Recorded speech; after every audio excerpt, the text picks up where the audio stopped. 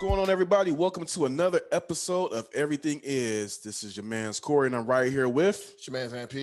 And yo, we got a very, very, very special guest today. I've been trying to get this guy for the longest. Last time I reached out to him. He was a bit busy. Now, remember when I was doing that work with Bedrock Collector and King Coley?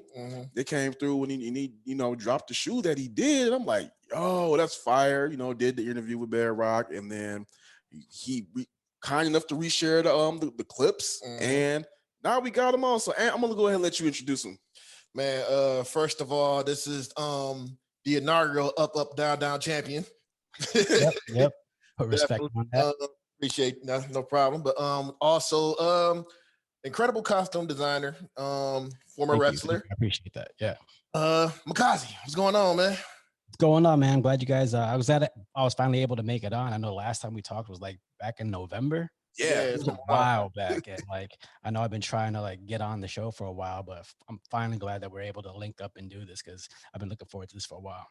Oh man, thank you. We've been dipping and dabbling hard into this wrestling world. Interviewed Eric Bischoff twice, and he was like, we got to go ahead and start racking these up. And then just gracious and glad that you were able to step in and jump on the Woodward Sports Network with us. So let's go ahead and get right into it. You talked about you want to get into the wrestling career first. Chaotic champion, heavyweight champion, chaotic wrestling. Yeah, so I started wrestling I started training back in 2000.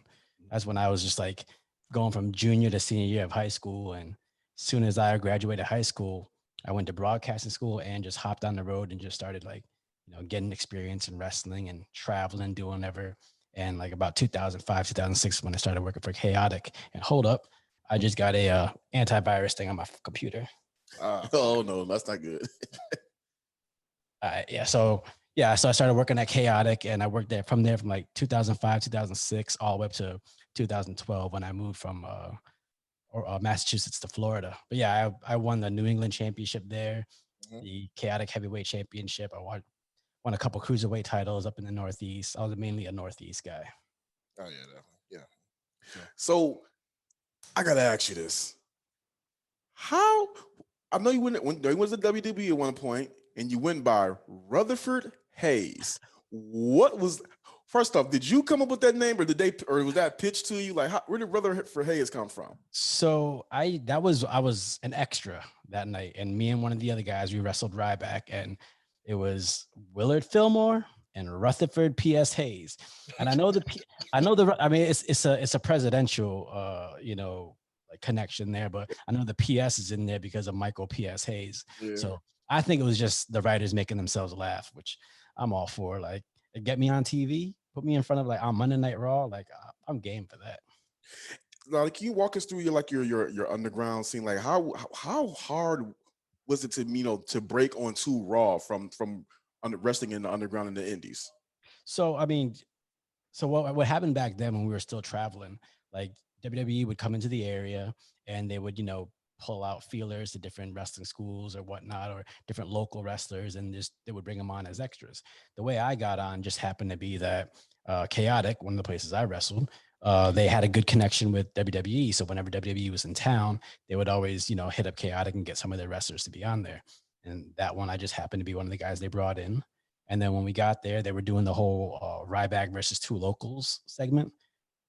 I'm 5'6", so I'm smaller. So, it looked good, him beating up two small guys. So I was one of the guys they picked. It also happened that I was friends with like Johnny Curtis or Fandango and Kofi and stuff like that. So a lot of them went to bat for me. I said, yo, this guy, like, he'll do whatever you need and he'll make it look good and all that stuff. So yeah, that's pretty much just when they're in the area, just build that relationship, get that connection, and hopefully they bring you in. Now, I read that somewhere around that time you had retired from entering competition due to an injury. Is that something you're comfortable talking about? Because I couldn't really see they didn't say what the injury was from our research. Well, I never really actually retired. Okay. So the last time I wrestled was, I want to say, February 2015. Okay. It was I had a tag match in NXT. It was me and Jason Jordan versus the Vaudevillains. I did sustain a little injury there. There might be 45 seconds of my life that I don't remember. But, just a little, but no residual effects. I was fine. Everything was okay. But that's not necessarily what stopped me from wrestling. What stopped me was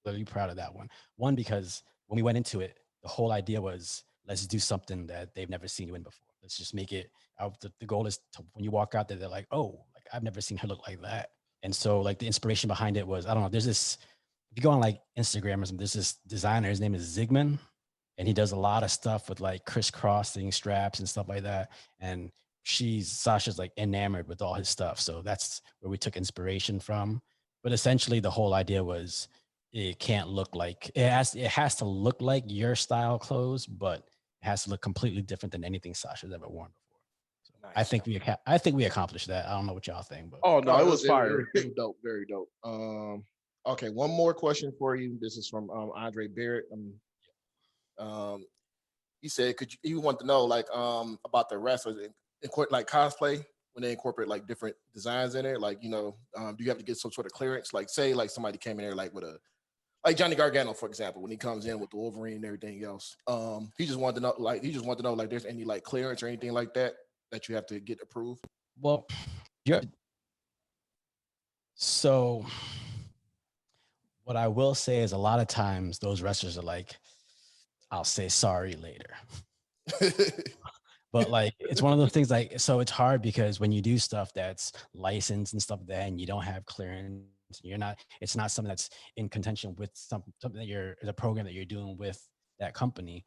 Like you can't do anything with those photos. You can't do anything with those videos. So a lot of times you're not going to see like promotional footage or pictures with that person in that gear because there's a licensing behind it that you can't use. So that's why like sometimes Ricochet had the Miles Morales Spider-Man. Yeah, Johnny has all his Marvel stuff, and a lot of times you won't actually see like promotional pictures of stuff with them in that gear.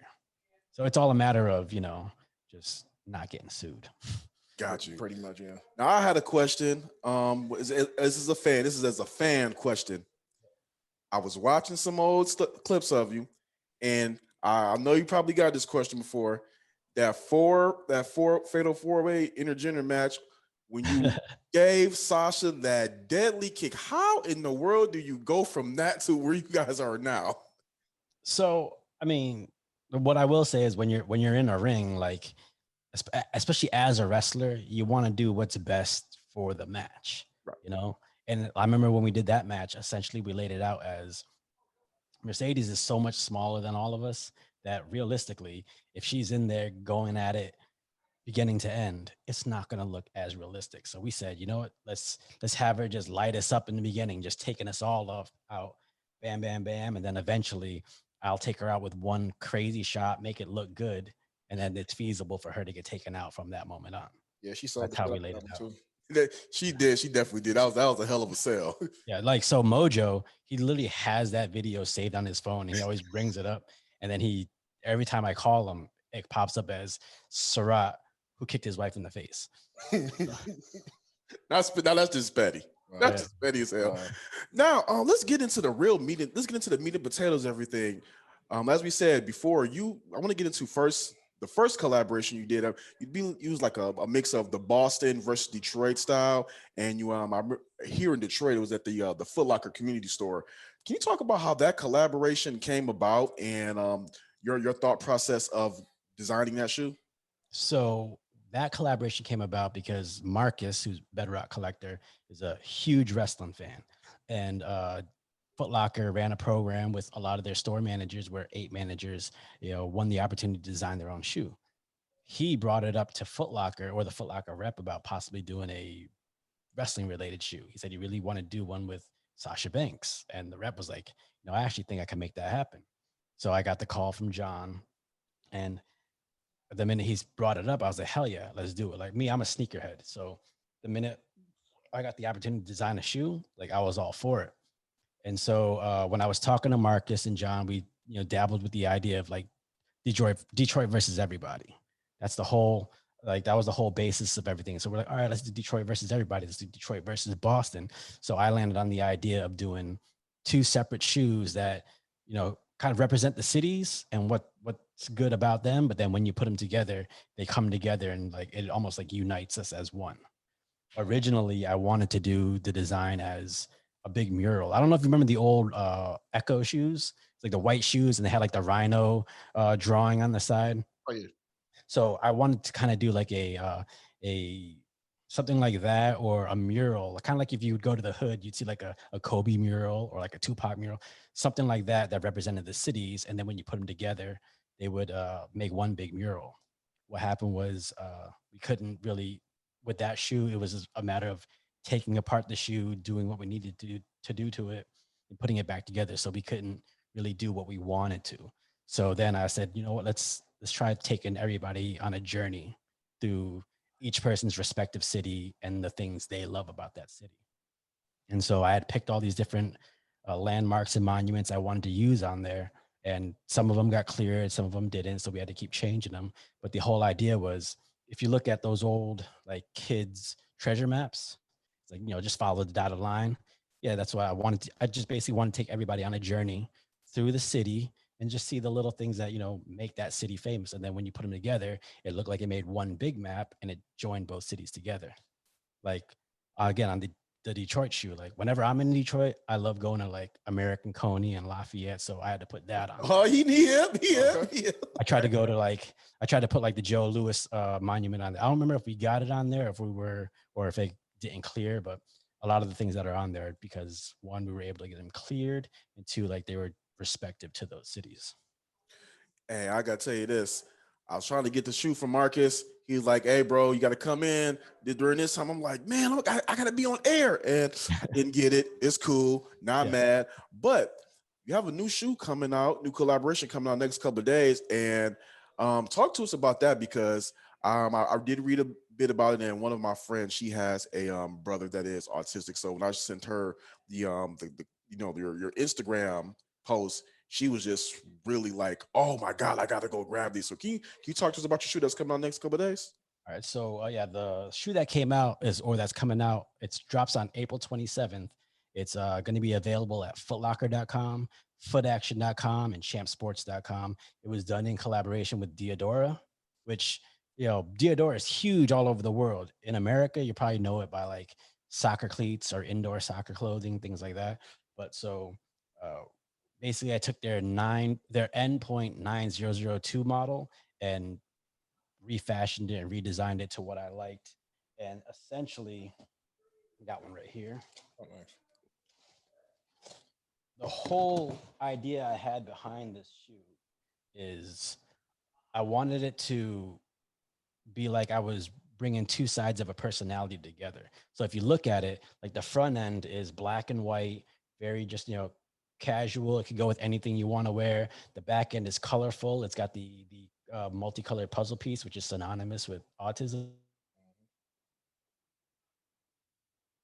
And this is like live pieces of a personality coming together and becoming one. And one of my favorite things about the shoe is on the front, it's going to be hard to see because I think the lights are washing it out, but there's a embossed puzzle piece going throughout the white leather.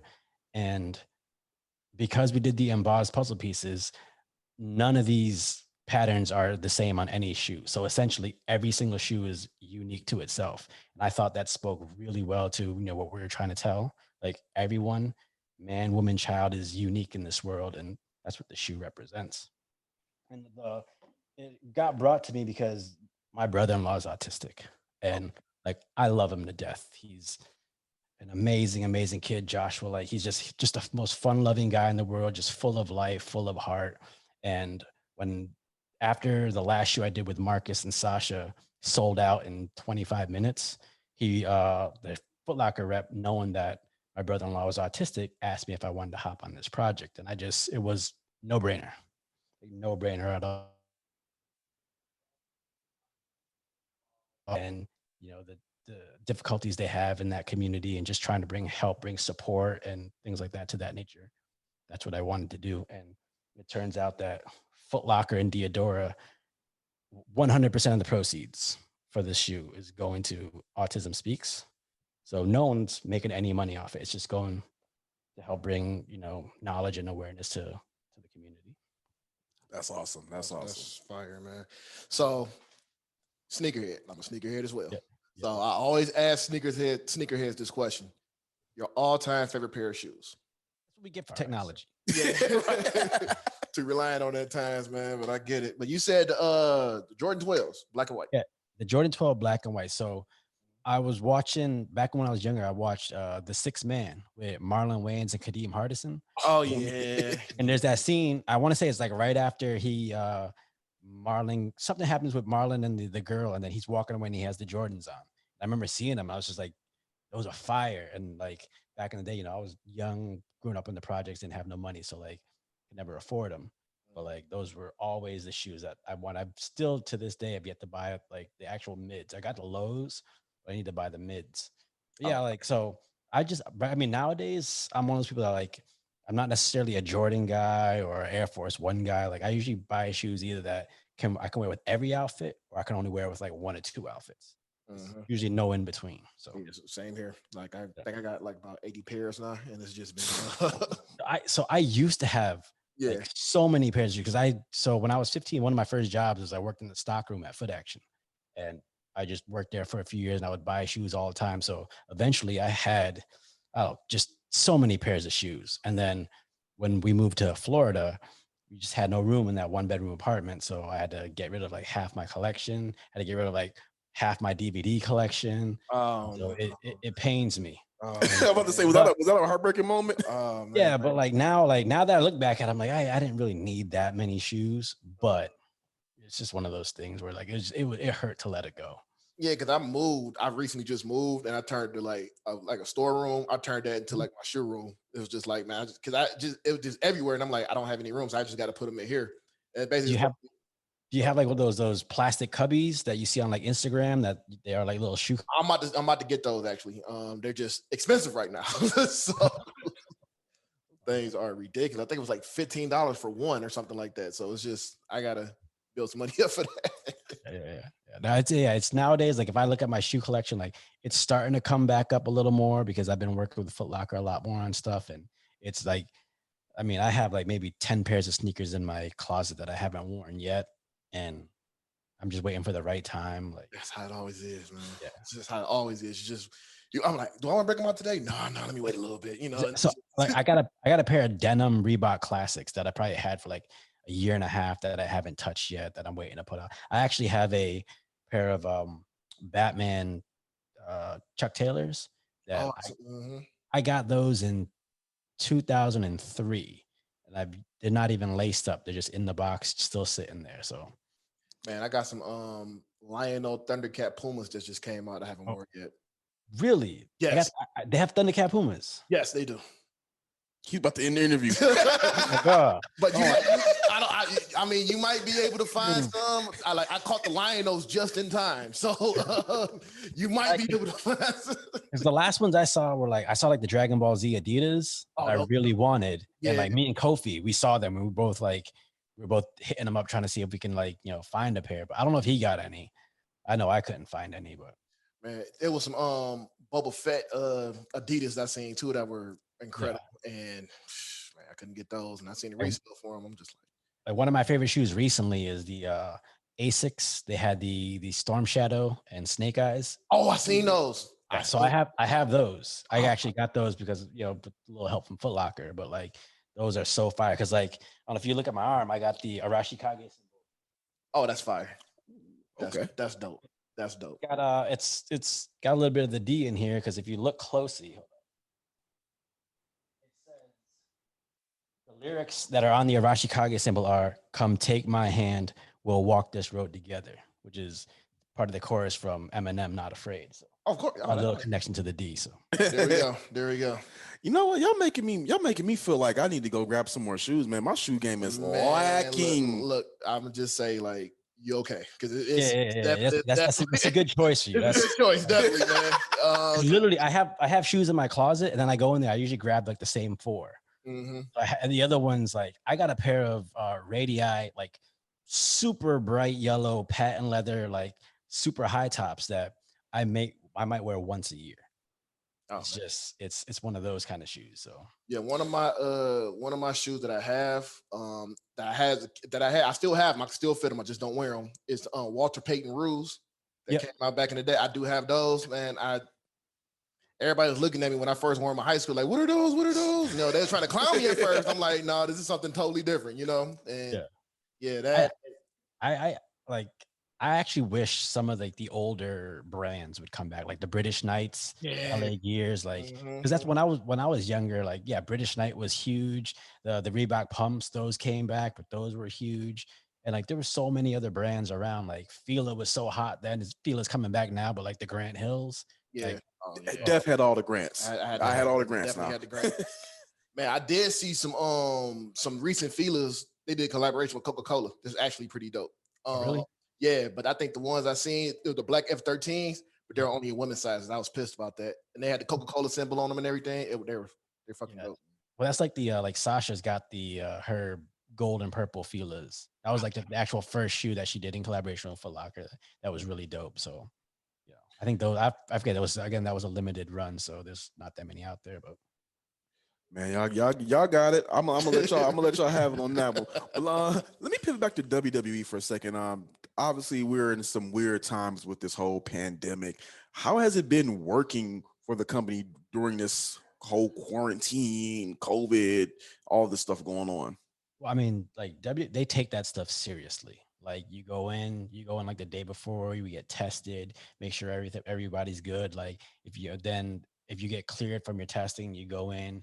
You got to do a temperature check before you go in. Everybody's masked up. Like they take it seriously. And I remember like when the thing with that is like we're pretty much doing residencies now. So like before the Thunderdome was in Orlando, we went from Orlando, then we went to the Tropicana Field, and now we're at Yuengling Stadium or Yuengling Arena in Tampa. But like before, I love traveling. I love all the travel, going to different arenas, seeing different cities. Right now, it almost feels like I go to a job now because we're going to the same arena every week. So it's still cool, still fun, and it's it's less work. I don't really have to put my stuff away at the end of the night because I'm going to be back next week. But like I miss hopping on a plane, going off to all these random cities, exploring the cities. That's how I started falling in love with Detroit, is just exploring the city when I would get in the day before. Like whenever I got to Detroit, I would go up to, I want to say it's over near the zoo. I forget what the name of it, but there was like an LA Fitness right near the zoo that I was. It's literally next, like right across the street. We're looking. Yep. I would go up there. I'd work out. Then I'd go to Johnny Noodle King, grab some ramen. Like, yeah, like I loved exploring the D a lot. Now I'm going to some fandom again. Who all time top favorite wrestlers? Don't matter the promotion. All time. That's an easy answer. That's Rey Mysterio Jr. Like bar none. He was growing up. I was a fan of like Ricky Steamboat, the Rockers, the Legion of Doom, Steiner Brothers. Like those were all the people I liked growing up. But when I saw Ray in WCW, it was the first time where I saw someone who I was like, oh, like he's wrestling exactly like how my personality is. And then one day I remember on Nitro, he came out, he had the Spider-Man mask. Oh, that was classic, iconic moment. The webbing. Mm-hmm. Yeah. And like, I remember seeing that and I just like, I flipped out because that's my personality, like 100. So I saw that it was the first time I really felt like, oh, I could go do that, because he's a smaller guy, but he's just so like crazy in the ring. And he was doing stuff that I like to do. Like I was the guy that was, in the field doing backflips, running up trees and doing flips and stuff like that. So he was the one that really inspired me to be like, yo, that's something that I could see myself doing. Oh man, it's dope. So gaming, big gamer. Yeah. Up, down all the time. I wish I had more time to game. But like, again, work is so heavy that I don't get to. But yeah, like I love some video games. Now, do you have a top 5 video games of all time, or is that a hard one for you? That's hard because I mean, like you got top 5 fighting games, you got top 5 like adventure games. Like I could tell you, let's see, top 5 games that made an impression on me. Yeah. One's Karate Champ. Dope. So Karate Champ, I would go to the arcade and like the little coin op. There's just like the guy in the white gi, the guy in the red gi. It was super simple, but it was hard to master. So that was a game I really liked. The first game I ever played where I would come home every day and just toss my bag to the side and just hop on the system all day was Shenmue on Dreamcast. Like very. That was a very underrated game, man. so like I would tell people like, yo, you can go and you got to wake up on time and then you got to run down to the dock and get onto the boat because you got to go to the dock and like use a forklift as a job. And you actually have to do a job for the morning. And then during lunch break, you had to go, interrogate people and stuff like that. And it was so dope. And then you can go into the arcades there and play like Afterburn and stuff like that. I remember for a long time, I would just come home from school, toss my bag to the side, and I'd be on that thing for like hours. Ain't like that for me was Fantasy Star Online for the Dreamcast. Yeah. That was, man. I spent so many hours on that, man. Yeah, I remember like I think my favorite fighting game is Tekken 3, just because Eddie Gordo. Like, it's the GOAT. It's one of the GOATs of the fighting games. Definitely. I used to watch growing up. I used to watch Only the Strong like religiously, and then all of a sudden I saw Tekken 3, and they had a guy doing capoeira in the game, and I flipped out. Like, it was so dope.